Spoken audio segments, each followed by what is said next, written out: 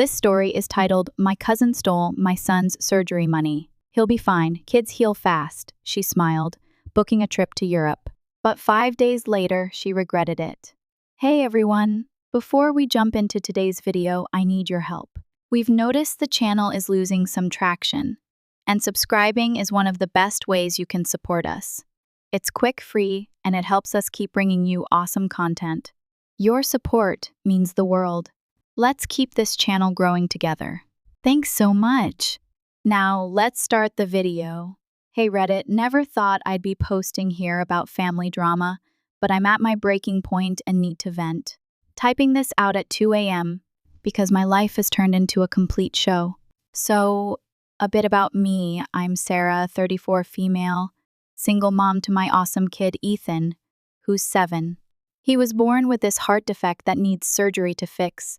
It's not like he's going to die tomorrow without it, but it seriously limits his life.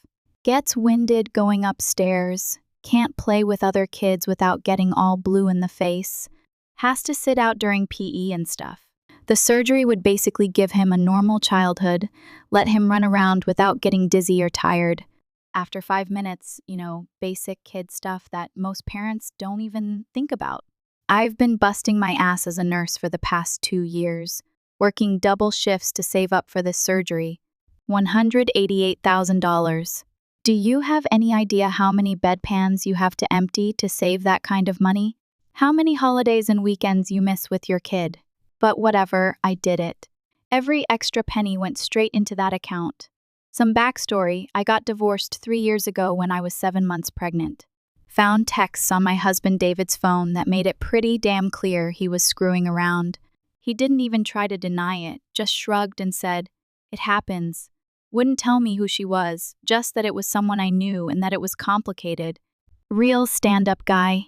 Kicked his ass out, had Ethan alone, filed for divorce. David pays child support when he remembers LOL, rarely, and sees Ethan even less. My family acts all weird about it at gatherings, like I'm some charity case.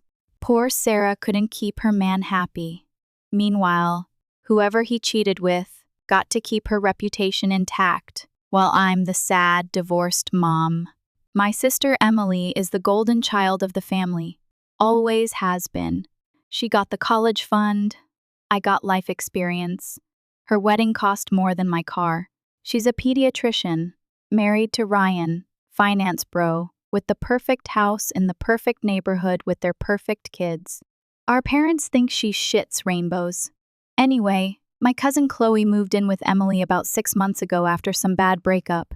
She started coming over to my place all the time, playing with Ethan, bringing him little dollar store toys. I thought it was nice of her. She kept asking about the surgery, when it was scheduled, which hospital, how much it cost. She seemed really concerned. I actually thought, wow, at least someone in this family gives a crap about Ethan besides me. Now, the thing is, last Friday, I was at work when I got a notification from my bank app about unusual activity. Checked my accounts during my break and almost passed out. Multiple transfers over the past week, completely emptying my surgery fund. $188,000.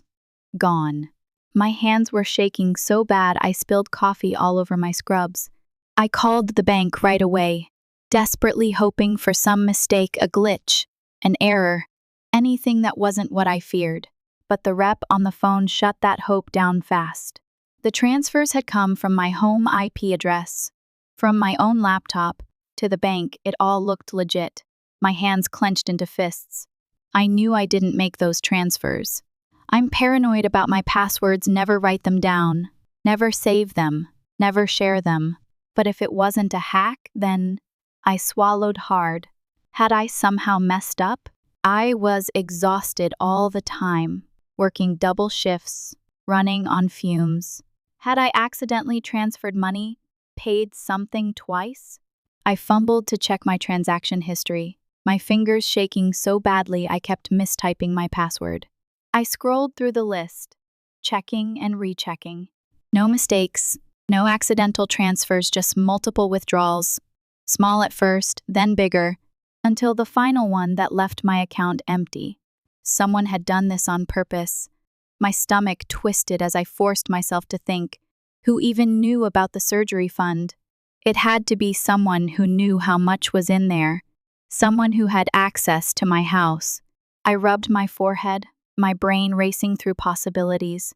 Ethan's school? No, they wouldn't have touched it. A banking scam? No, the transfers came from my own damn Wi-Fi. That's when my mind flashed to Chloe. Chloe, who had been in my house constantly for months, watching Ethan using my Wi-Fi, always on her laptop. Chloe, who had been so interested in the surgery fund, who kept asking questions. When's the surgery? Which hospital? How much does it cost? Pretending to be concerned. My chest tightened. Had she been fishing for information this whole time? I tried calling her, but no answer. Texted nothing. Then I opened Instagram and felt like I'd been punched in the gut. There's Chloe, posting from an airport, Dubai bound, first-class upgrade, living my best life. Then another pic with champagne in hand. Then the Burj Khalifa, designer shopping bags, fancy restaurants. My blood started boiling. I knew for a fact she didn't have that kind of money. She had been unemployed for months. The only person with that amount of cash was me. A chill ran down my spine. Had she really? No. I needed answers. I needed confirmation. So I called my sister Emily, and she acted all shocked. Chloe mentioned a trip, but I thought she'd been saving up. She used my laptop sometimes to job hunt Sarah. I had no idea. Something felt off about how she said it. Chloe was unemployed and crashing on Emily's couch. Where the hell would she get money for a luxury Dubai trip? It had to be Ethan's surgery fund since she was so interested in it recently. That night, my neighbor Lisa came over with dinner. She'd seen me rush home from work crying. When I told her what happened, she got this weird look. Sarah, I wasn't going to say anything because I figured they were your guests, but I've seen Emily's car here a lot recently times when you were at work. That's impossible, I said. Emily hasn't been to my place in weeks. I'm positive. That white Audi SUV with the My Child is an honor student bumper sticker. It was here last Tuesday when you were working the late shift, and Thursday afternoon too. Everything started clicking into place, times when money was transferred, times when I was definitely at work, times when supposedly only Chloe was watching Ethan. When Ethan saw me crying that night, he brought me his favorite stuffed dinosaur and said, "Don't worry, Mommy. Rex will protect your heart." Meanwhile, the money that was supposed to fix his heart was buying my cousin cocktails and freaking Dubai. I didn't even know what to do. The surgery was scheduled for the next month, and at that point, I had to call and cancel it. How do I tell my 7-year-old that someone he trusted stole his chance to be normal, that his own family cared more about luxury vacations than his ability to breathe properly? I started gathering evidence like my life depended on it. Screenshots of the bank transfers, timestamps, Chloe's social media posts, showing exactly when and where she was spending the money. I even printed them out and made a timeline, like those crime boards you see in detective shows. My dining table looked like something from Criminal Minds. But something still wasn't adding up. How did she get my passwords? I don't save them on my laptop. I don't write them down anywhere. And some of the transfers happened while I was at work, when Chloe wasn't even at my house. So I called my internet provider and asked for my router's connection history. The customer service guy was like, "Ma'am, we don't usually provide that without a police report." But I literally started crying on the phone and told him someone stole my son's heart surgery money. Guess my ugly crying worked because he put me on hold, then came back and agreed to email me the logs. When I got them, boom, exactly what I suspected. Among the devices connected to my Wi-Fi were Emily's MacBook and Chloe's iPhone. At times when I was 100% at work, times that perfectly matched some of the transfers. So then I called Ethan's school and spoke to his teacher. I need to verify something. Has anyone besides me picked up Ethan recently? Yes. Your sister Emily picked him up twice last week, Tuesday and Thursday. You sent a note, remember? I never sent any note. My stomach dropped through the floor. I drove to my bank and spoke to a manager in person. Showed him the connection logs. Explained my suspicions. Someone forged pickup notes at my son's school. They were in my house when I wasn't home. Then $188,000 disappears. And my cousin suddenly posts about her luxury Dubai trip. This isn't a coincidence. The manager was sympathetic but kept saying the same thing. Since the transfers came from my home network and my own laptop, it looked like authorized activity. But he agreed to flag the account and start a fraud investigation, warning it could take weeks. After 3 days of calling and texting nonstop, Chloe finally answered on WhatsApp. Her profile pic showed her lounging at some infinity pool with the Dubai skyline behind her. When I confronted her about taking Ethan's surgery money, her response made me want to throw my phone into a wall. OMG. Sarah, don't be so dramatic. It's not like he's dying right this second. Kids are resilient. Besides, I really needed this trip after everything I've been through. I'll pay you back eventually. Family helps family, right? I took screenshots of everything and forwarded them to Emily. Your house guest stole my son's heart surgery money. I have proof she was at my house when I wasn't home. Either you help me get it back, or I'm going to the police. Emily called immediately, her voice weirdly calm. Sarah, this is a misunderstanding. Chloe mentioned borrowing some money from you, but I had no idea it was that much. Let's talk about this in person when she gets back. Borrowing? She cleared out my account and is posting about her luxury Dubai vacation. That's not borrowing, that's stealing. Keep your voice down, she hissed. This is a family matter. We don't need the police involved. Think about how it would look to Mom and Dad. That's when it clicked, Emily knew. She had to know. Why else would she be more worried about appearances than about her nephew's surgery money? That night, I had to tell Ethan that his surgery would be delayed. I tried to make it sound like just a reschedule, not a cancellation. He nodded, all brave, but his little face fell. That's okay, Mommy. I can wait a little longer to be a superhero.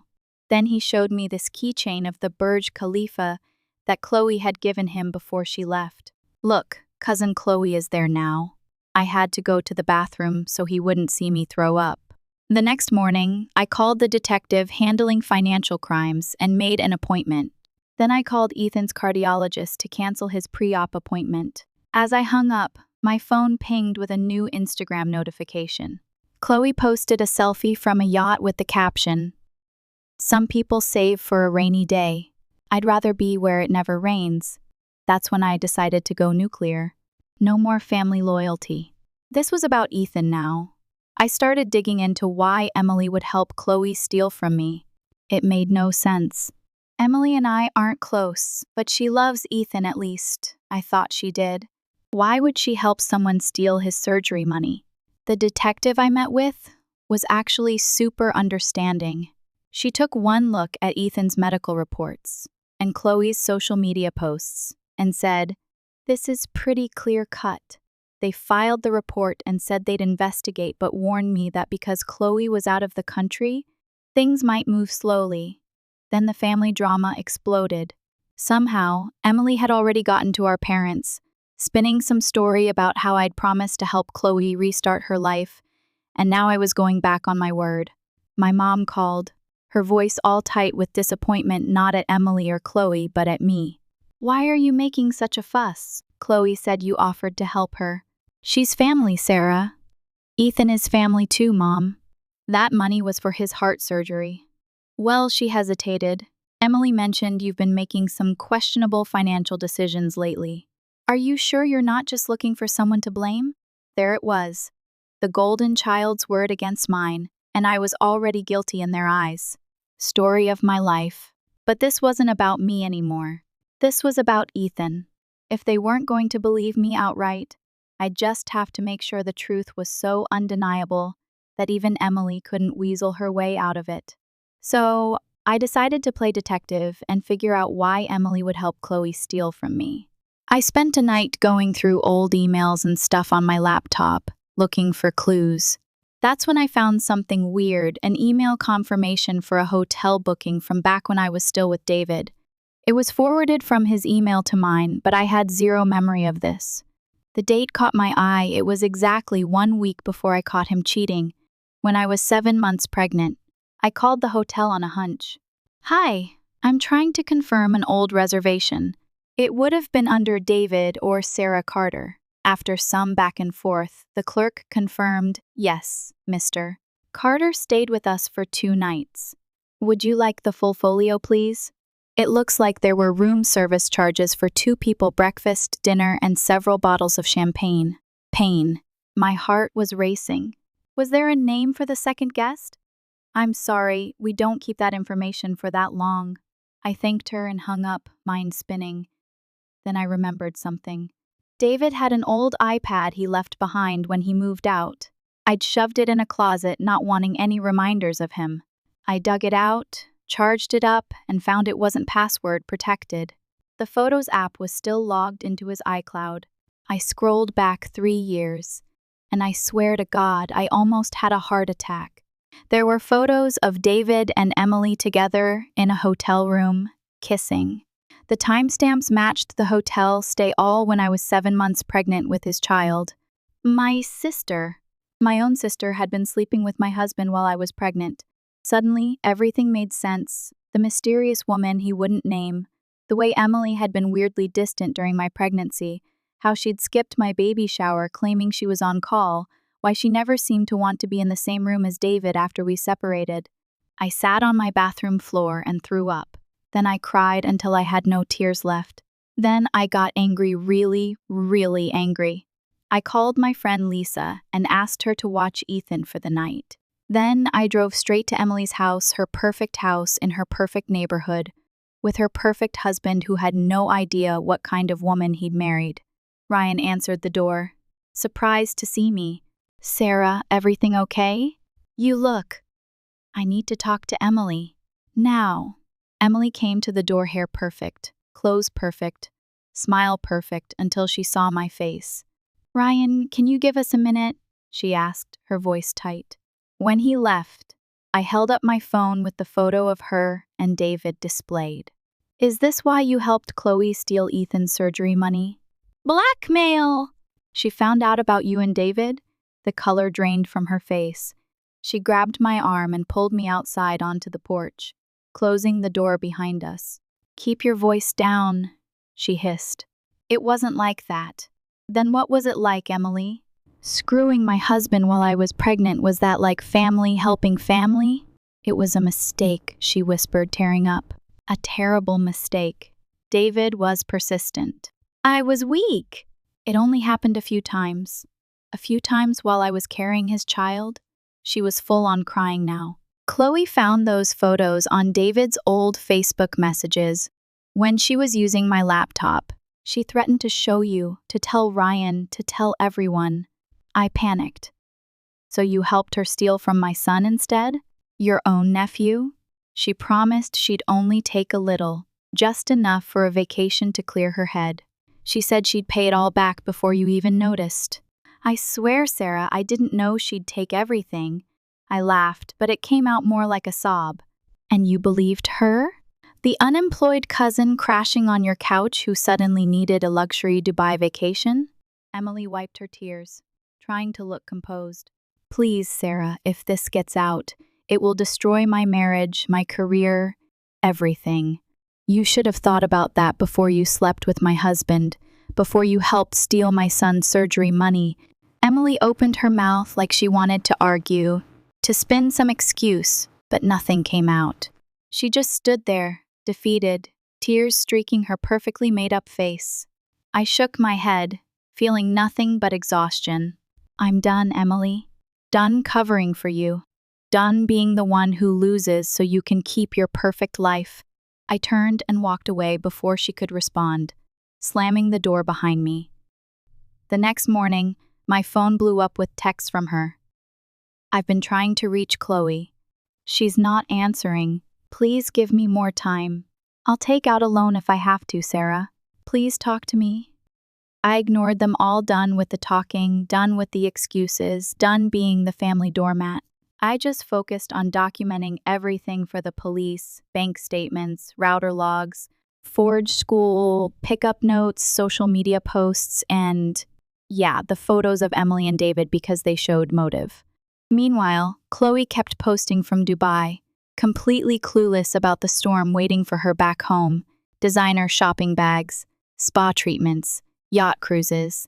Then came a post that made me see actual red, a selfie at the Burj Khalifa with the caption, "Taking in the views from the top." Some people wait their whole lives for experiences like this. I decided to seize the moment instead. No regrets.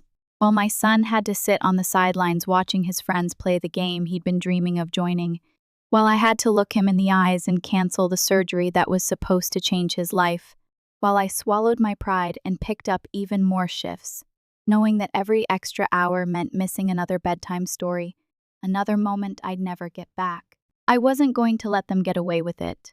Not this time. I gathered every shred of evidence like I was building a case in court: bank transfers, Chloe's smug vacation posts, screenshots of her messages dripping with entitlement. And then I did what they never expected. I hit send. The album went to just a few trusted family members: my Aunt Linda, the only one who had never worshipped the ground; Emily walked on, my Uncle Tom, who saw through the golden child act years ago; and my grandparents, the only people in this family who still had a sense of right and wrong. I didn't include the photos of David and Emily, not yet. That was my nuclear option. But make no mistake, I wasn't just playing defense anymore. It spread like wildfire. Within hours, family members started commenting on Chloe's posts. "Nice bag. Is that what you bought with your cousin's son's heart surgery money? And how's the view from that moral ground?" Emily called, completely hysterical. "What have you done? The whole family is texting me, asking if I knew about this. Did you know Emily?" "I told you," she said. "She was just borrowing a little." $188,000 is not a little, Emily. That's 2 years of my life. That's Ethan's chance at a normal heart. "I'll fix this," she said, sounding desperate. "I'm taking out a loan tomorrow. I'll replace the money, all of it. Just please don't show those photos to Ryan. Don't tell anyone else about David and me. Get the money back. Then we'll talk." Chloe finally realized the heat was on when family started tagging Dubai authorities in her posts. She suddenly went private, then offline completely. My aunt texted that she was trying to book an early flight home. Then I got a call from a number I didn't recognize. It was Ryan, Emily's husband. "Sarah, it's Ryan. I need to ask you something, and I need you to be honest." My heart sank. Had Emily told him? Was he calling to yell at me? "Is it true that Emily helped Chloe take Ethan's surgery money?" I hesitated. "Yes. The evidence points that way. She admitted it to me." There was a long silence. "Then why would she do that? It doesn't make sense." "Emily loves Ethan." I closed my eyes. This was it. I didn't give a damn about what would happen next. They destroyed my whole life. "Ryan, there's something you should know. Something I just found out myself." I took a deep breath. 3 years ago, when I was pregnant with Ethan, Emily and David were having an affair. The silence on the other end was deafening. Amber found out somehow, I continued. She was using it to blackmail Emily. That's why Emily helped her access my accounts. His voice, when he finally spoke, was barely audible. "How do you know this?" "I found photos on David's old iPad." "I need to see them," he said. I sent them while we were still on the phone, heard his sharp intake of breath when he opened them. "I'll call you back," he said, and hung up. 2 hours later, I got a notification: $188,000 deposited into my account. I stared at the screen, my hands shaking. For a second, I thought it was a mistake, some glitch in the system. But then I saw the sender, Ryan. I burst into tears, a mix of shock, relief, and sheer confusion crashing over me all at once. Why would he do this? He didn't owe me anything. If anything, he had every reason to hate Emily, to walk away from this whole mess and let her deal with the fallout on her own. But instead, he replaced the money she helped steal from my son. My hands trembled as I typed out a message. Ryan, why? A few minutes later, my phone buzzed. Because Ethan shouldn't have to suffer for their mistakes. And just like that, someone in this family finally did the right thing. But not everyone was so lucky. Chloe landed back in the US yesterday to find police waiting at the gate. My aunt, who works at the airport, said she made a huge scene crying about how it was all a misunderstanding, how I'd given her permission to use the money. The officers weren't buying it. She got released on bail her parents paid with orders not to leave the state. They took her passport. Welcome home. The news somehow got picked up by a local station. Local nurses' child surgery fund stolen for luxury Dubai vacations made the evening news. They didn't name names, but everyone in our circle knew exactly who they were talking about. Chloe's parents, my Aunt Karen and Uncle Mike, showed up at my apartment yesterday. Karen was ugly crying. Mike looked like he'd aged a decade. We had no idea, Karen kept saying. We thought she'd been saving for this trip. She told us it was her fresh start after the breakup. Mike handed me a cashier's check. We mortgaged our house. It's not the full amount, but it's a start. We'll pay back every penny, Sarah, with interest. I looked at the check, $155,000. Combined with Ryan's $188,000, we now had more than enough for Ethan's surgery. Ryan already replaced the money, I said. Ethan's surgery is back on schedule for next week. Then this can go toward his college fund, Mike said. Or whatever else he needs. Chloe will pay us back for it. Karen wiped her raccoon eyes. Is she going to jail? I don't know. That's up to the prosecutor. But I'm not dropping the charges. They nodded, actually understanding. We wouldn't expect you to, Mike said. She needs to face consequences, real ones. Not just us grounding her like she's still 16. As they were leaving, Karen turned back. Is it true about Emily and David? Word travels fast, huh? I just nodded. All this time she sighed, and we all blamed you for the divorce. I'm so sorry, Sarah. Meanwhile, the nuclear fallout with Emily continues. Ryan moved out and filed for divorce the same day he saw those photos. He's staying at his parents' with their kids while his lawyer prepares to take her to the cleaners. Emily showed up at my door last night, eyes swollen, looking like she'd been dragged through hell, and honestly, good. She deserved worse. Ryan's leaving me, she croaked. He took the kids to his parents. It's over. She stared at me, waiting for something, pity, comfort, maybe even forgiveness. She wasn't getting any of it. I leaned against the doorframe, arms crossed. So now you know how it feels to have your life ripped apart by someone you trusted, she flinched. Sarah, I made a mistake. With David, with Chloe, with everything. I'm so sorry, I let out a cold laugh. Oh, I know you're sorry. Not because you hurt me. Not because you stole from Ethan. You're sorry because you got caught. If Chloe had kept her mouth shut, if Ryan never saw those photos, you'd still be sitting pretty, wouldn't you? Tears slid down her face. Please, I need to know what happens now. Are you going to tell Mom and Dad? Everyone? The first tilted my head. Tell them what? That their golden child isn't as perfect as they thought? That she helped a thief rob her own nephew? That she was screwing my husband while I was pregnant? Trust me, Emily. You don't need me to destroy your life. You already did that all by yourself. Her shoulders sagged. And us? You and me? I looked at her, really looked at her, and saw nothing but a stranger. Whatever bond we had was already dead, buried under years of selfishness, lies, and betrayal. There is no us anymore, Emily, I said flatly. Then I shut the door in her face. The family drama exploded at Grandma's 80th birthday dinner. I almost skipped it, but Aunt Linda insisted. Hold your head high, she said. You did nothing wrong. I walked in with Ethan, and the room went silent. Emily was in a corner, barely recognizable, no perfect makeup, just a wreck of a person clinging to whatever scraps of dignity she had left. Ryan wasn't there, obviously. My parents were suddenly acting extra nice to Ethan, as if overcompensating for every time they doubted me. Then Chloe walked in with her parents. She'd dyed her hair, like that would erase the shame attached to her name. Several relatives just stood up and left the moment they saw her. Ethan tugged on my hand, looked right at Chloe, and in the loudest, most innocent voice asked, "Is that the lady who took my heart money?"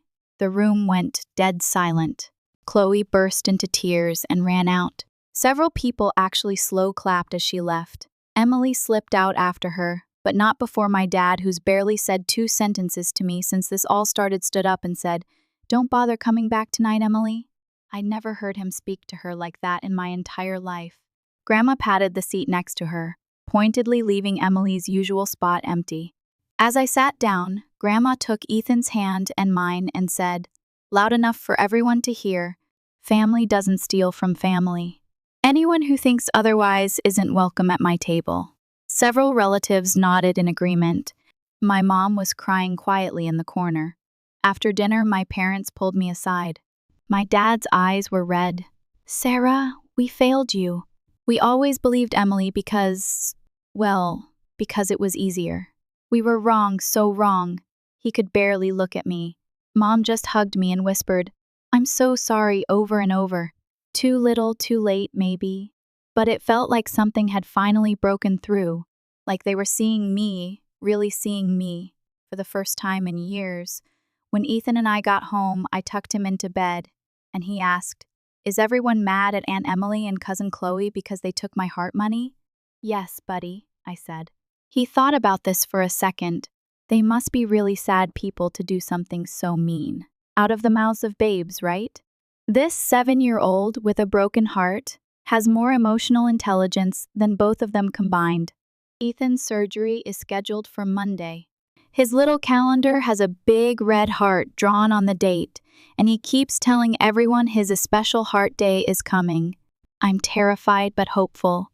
The nurse in me knows all the risks and complications that could happen. The mom in me just wants her baby to be able to run and play without his lips turning blue.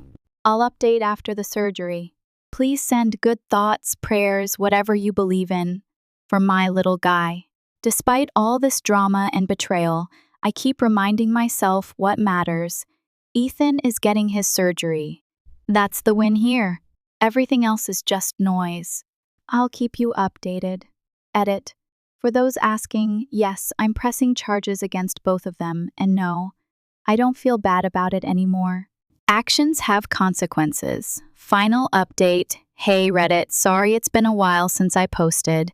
Been busy with Ethan's surgery and recovery. I can't believe this saga is finally coming to an end, and I just wanted to share how everything turned out. Ethan's surgery was a success. The surgeon said it went even better than expected. His little heart is working properly for the first time in his life. He was in the hospital for 5 days, and watching him recover has been the most incredible thing. He's breathing better already. The doctor says in a few weeks, he'll be able to run and play just like any other kid. The surgery waiting room was interesting. My parents showed up, both looking like they'd aged 10 years. Chloe's parents came by with flowers and left quickly. A few nurses from my floor stopped in during their breaks. Even Ryan came by briefly to check on Ethan. Emily didn't show up, but she texted, "I won't intrude. Just let me know when he's out." For once, she read the room correctly. As for Chloe and Emily, karma has been working overtime. Chloe took a plea deal, felony theft, 2 years probation, 200 hours of community service, and full restitution. Her nursing license application was denied. She's working at a Starbucks now and living with her parents. Every job interview ends with, "We've decided to go in another direction," once they Google her name. Turns out employers don't like hiring people who steal surgery money from kids with heart defects. Emily's life imploded spectacularly. The hospital board did an ethics investigation. They couldn't fire her outright for personal stuff, but they put her on probation and took away her committee positions. Her doctor friends all ghosted her. Ryan got the house and primary custody in the divorce. She's living in some crappy apartment across town with weekend visitation. The day before Ethan's surgery, Emily texted, asking if she could come see him before the operation. I stared at the message for a good 10 minutes before typing back, "No, not happening."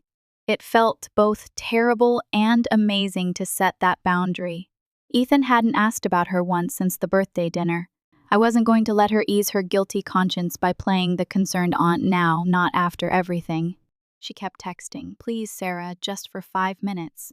I have a gift for him. I'm still his aunt." I finally responded, "You should have thought about that before you helped steal his surgery money and steal his father too. You're not welcome here." Then I blocked her number. An hour later, a delivery guy showed up with a package.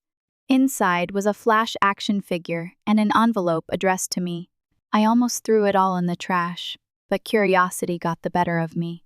Inside was a check for $10,000 and a handwritten note. "I can't undo what I did to you, to Ethan, to our family. I'm in therapy now, trying to understand why I keep hurting the people I'm supposed to love. I'm sorry isn't enough, but it's where I have to start. I don't expect you to forgive me, but please give Ethan the gift. It's not fair to punish him for my mistakes." I set the check aside, honestly not sure if I'll cash it, but gave Ethan the flash figure. When he asked who it was from, I just said, "Someone who wants you to get better." He shrugged and went back to playing. Kids are resilient like that. I didn't respond to Emily's note. I don't think I'll ever talk to her either. Some betrayals cut too deep for a quick fix. Last week, I heard through the family grapevine that Emily signed her final divorce papers. Ryan is moving to Seattle with the kids next month. His parents live there, and he got a job offer. Emily will see the kids on holidays and for 2 weeks in summer. That's it. As for me and Ethan, we're doing better than we have in years. Yesterday was the first time Ethan actually ran across the playground without getting winded or turning blue. I sat on the bench watching him and just sobbed. Some other mom probably thought I was nuts, but I didn't care. 3 months ago, my world imploded, my son's surgery fund stolen, family betrayals exposed, old wounds ripped open. But today, listening to Ethan laugh as he chases his friends around a sound I'd never fully heard before, I feel something I didn't expect. Peace. Sometimes family is who you choose, not who you're related to. And sometimes karma delivers exactly what people deserve. Ethan asked me yesterday if his heart was all fixed forever now. I told him, yes. Mine might take a little longer, but watching him thrive is the best medicine I could ask for. Thanks for coming on this crazy journey with me, Reddit. Your support helped more than you know.